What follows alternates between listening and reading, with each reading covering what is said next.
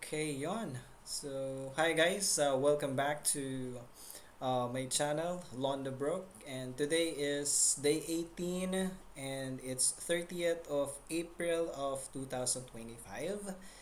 And today, gusto kong pag-usapan natin ng isang bagay na sobrang nakatulong sa akin sa journey ko sa pag-iipon, ng pagbayad utang, and kahalagahan ng yung small wins. So, alam ko marami sa atin lalo na tayo na nasa financial struggle na minsan nakakaramdam tayo na parang ang bagal ng progress o parang ang layo pa ng goal.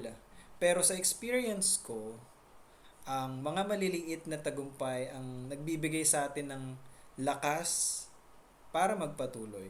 So, alam nyo ba dati, kapag wala akong like malaking pera o naipon na like pambayad sa utang, feeling ko parang wala akong nagagawa. Pero habang tumatagal, natutunan ko na hindi kailangang malaking bagay o yung malaking change para tawaging success. Kahit sa simpleng bagay tulad ng yung na take profit tayo sa ano natin, sa demo trading natin for $20, masaya siya, no?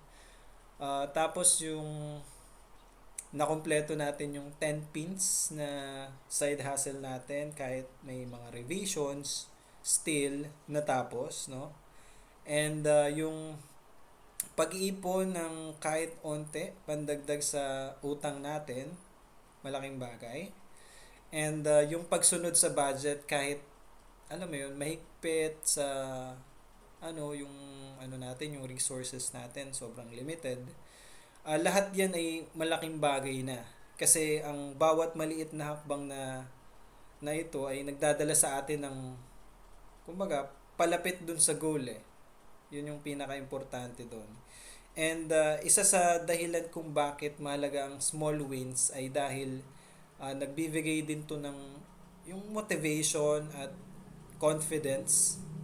Kasi kapag na-realize mo na kaya mong tapusin yung maliit na task or bagay, makakamit mo yung yung kumbaga success in small wins eh. Nagiging mas positive yung mindset mo, nagiging mas determinado kang magpatuloy kahit na may mga challenges. Sabi nga nila, small wins lead to big victories. No, kapag sinelebrate mo yung mga maliit na tagumpay, mas nagiging masaya ka sa journey at hindi ka madaling ma-discourage, no?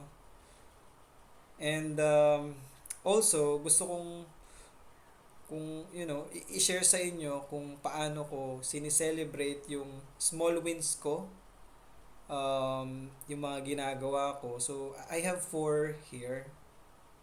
Yung una, sinusulat ko yung progress ko. So I have like maliit na notebook kung saan sinusulat ko yung mga nagawa ko like araw-araw or lingguhan.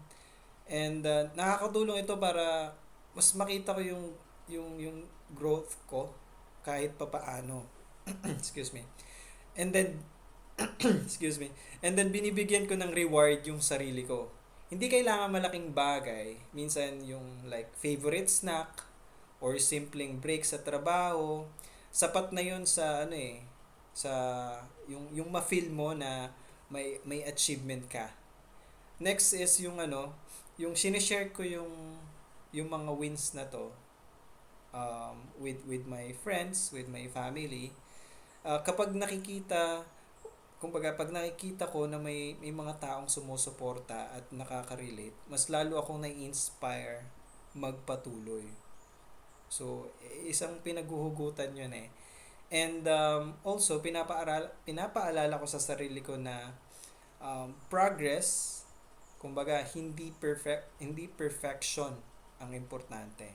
So, yung tinatawag nating progress, kahit small, it's still a progress. So hindi kailangan perfect agad ang lahat. Basta tuloy-tuloy ang effort, okay na 'yun para sa akin eh. Malaking bagay 'yun eh, no? And gusto ko rin i-share sa inyo na sa journey na 'to, hindi lang smooth ang daan. Kumbaga, hindi siya ganun kadali. May mga araw na feeling mo gusto mong sumuko. Pero, naalala ko nga eh, yung meeting namin kanina sa work. You need to always look back and know your whys. So, napaka-importante nun. May mga panahon na parang walang nangyayari, pero ang sekreto eh, yung mindset natin habang naghihintay or habang nagtatagumpay tayo kahit paunti-unti, kahit maliit lang. Kaya kung nararamdaman nyo na mabagal ang progress nyo, tandaan nyo na okay lang yan.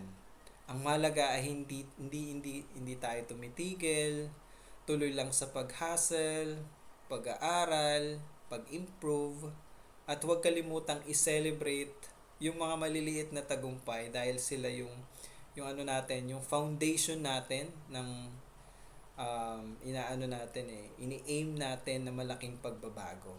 So, doon mo makikita yung ano mo eh, yung kumbaga yung resiliency mo, kung paano ka nag bumabawi, especially pag may mga setbacks, no?